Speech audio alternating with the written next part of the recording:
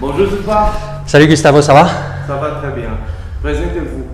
Eh bien écoute, je m'appelle Jean-Baptiste Launay, mon nom d'artiste c'est Gisbard, ça fait plus de 10 ans que je suis peintre, mais pas que, puisque je fais de l'art pictural sur toile, maintenant de la sculpture, du NFT, des collections sur des vêtements, du design. J'essaye d'être un peu touche à tout, mais voilà, l'art en tant que tel, c'est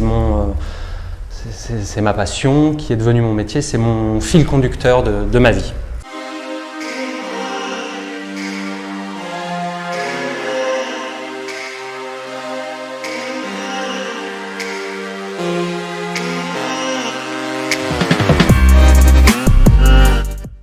La première fois que j'ai dessiné, c'était très jeune puisque j'ai fait le faire-part de ma sœur à l'âge de 3 ans.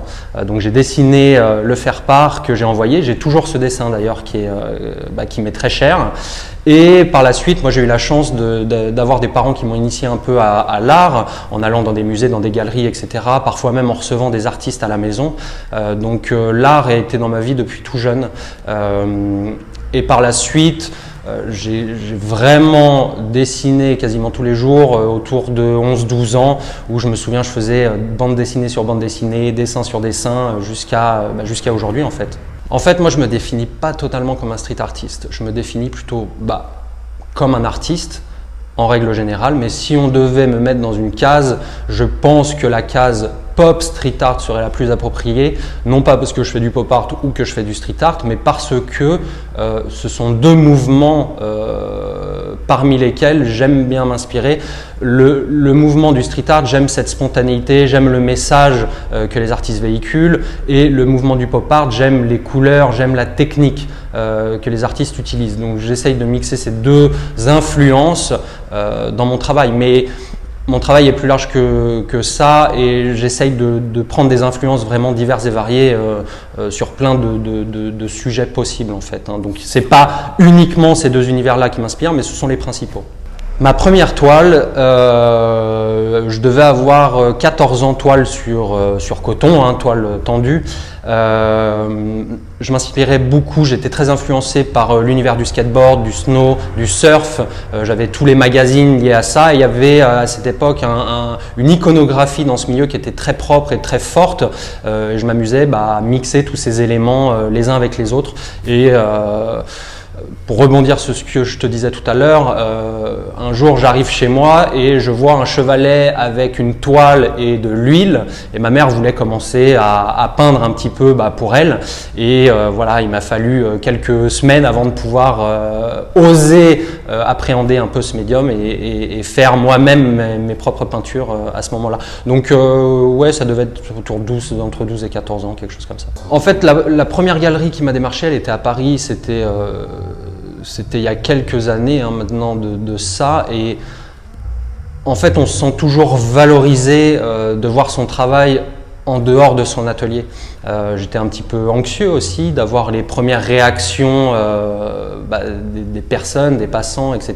Bien que j'avais eu quand même l'habitude, parce que moi j'ai pas mal exposé en tant que jeune artiste dans des bars, dans des restaurants, j'ai fait des live painting un peu partout, donc j'avais déjà eu ce feedback, mais en tant que jeune artiste, c'est vrai qu'une galerie, c'est le step un peu supérieur, et on rentre un peu dans un milieu plus professionnel, donc on veut aussi faire les choses bien et que ça puisse continuer, quoi.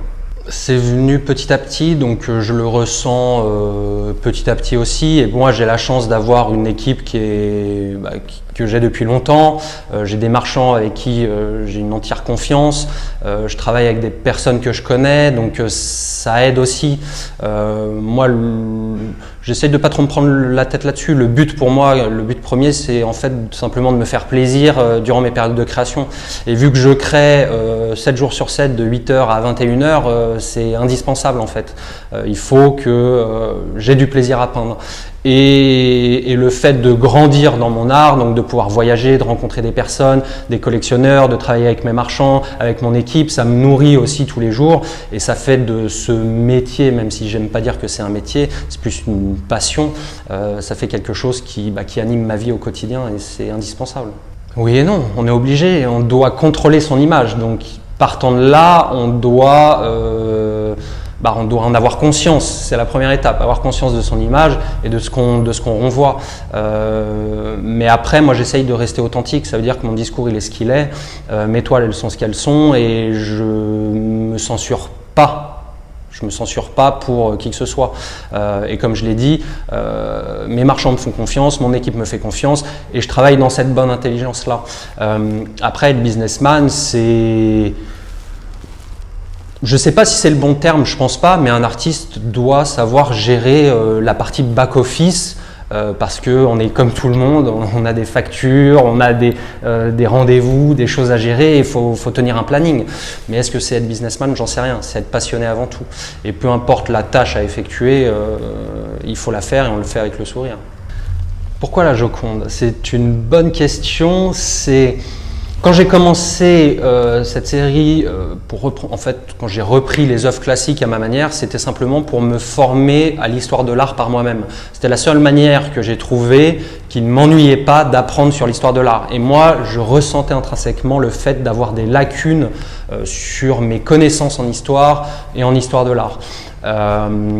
Donc reprendre ces icônes, c'était la bonne manière pour moi en fait d'apprendre un peu plus. Et la Mona Lisa, c'est l'icône numéro 1 du monde de l'art. C'est celle qui est le plus facile d'accès et puis c'est celle qui a une histoire l'une des histoires la plus intéressantes, bien qu'il y en ait des milliers, mais on a tellement de choses à raconter sur la Mona Lisa que c'est juste incroyable. Et pour moi, c'est une icône qui est féminine, qui est mystérieuse, qui est faite par un master, qui est à Paris, qui a une histoire. C'est juste incroyable. C'est un emblème pour moi. C'est un hommage que j'essayerai de rendre à vitam aeternam à ce grand monsieur, ce grand artiste. Chaque moment est important parce qu'ils sont tous différents. Quand je fais mon premier solo show dans une galerie, c'est toujours un moment qui est important parce que c'est la première fois qu'on fait vraiment quelque chose d'impliquant pour les deux parties. Quand je voyage et que je découvre une autre galerie, une autre culture, c'est aussi impressionnant. Mais c'est vrai que j'avais réalisé il y a quelques années de ça un show en fait avec des amis sur les Champs-Élysées avec une marque. Et je ne m'étais pas rendu compte de l'engouement que ça avait créé et on s'était retrouvé avec des heures et des heures de queue. Et même moi, je n'en revenais pas qu'il y avait autant de personnes qui voulaient voir ce qu'on faisait. On a eu des super retours. Ça, c'était un moment qui était fort. Ouais. Bon, ça serait peut-être très prétentieux de le demander, mais moi, j'adorerais faire quelque chose avec Murakami parce qu'il a une façon d'être qui est incroyable. D'une, il me fait beaucoup rire, il m'impressionne beaucoup. Tout ce qu'il dit, je le bois. Il travaille d'une manière qui, je pense, serait très enrichissante pour moi. Et il a des idées qui sont, malgré ses années de carrière, mais tellement modernes en fait. Donc, j'aimerais beaucoup faire avec cet artiste, mais bon, ça reste un rêve. Hein. Eh ben, aujourd'hui, c'est notre premier solo show ensemble avec OA Fine Art. L'exposition s'appelle Évolution. Alors, Évolution, pourquoi? Parce que on va retrouver l'évolution de mon travail au travers des toiles. Par exemple, on a la première Mona Lisa que j'avais peinte il y a peut-être 10 ans de cela, qui est maintenant dans la collection du Premier ministre du Luxembourg, Xavier Bettel. Donc c'est la toute première Mona Lisa qu'on a mis sous forme de print, qu'on a retravaillé bien évidemment. Donc il y a du print, mais il y a aussi des toiles avec des sujets iconiques de mon travail, mais des sujets aussi exclusifs que je n'ai jamais fait jusqu'à aujourd'hui. Donc on évolue aussi là-dessus pour arriver à l'exposition de mes dessins préparatoires que je n'avais jamais montrés avant. Donc on a choisi les meilleurs dessins préparatoires, comment organiser une collection autour de ça, jusqu'à arriver à l'évolution finale de ma réflexion, qui sont les sculptures sur lesquelles j'ai mis des années et des années pour mûrir l'idée. On est passé par des échecs en termes de création en tant que telle, même de création d'idées qui ne marchaient pas, de création physique qui n'était pas réalisable, de tests, etc., jusqu'à aboutir à enfin quelque chose qui, je trouve, me ressemble parce que je voulais une sculpture donc en bronze noble qui était voilà, c'est une matière qui est iconique dans le milieu de l'art et de la sculpture.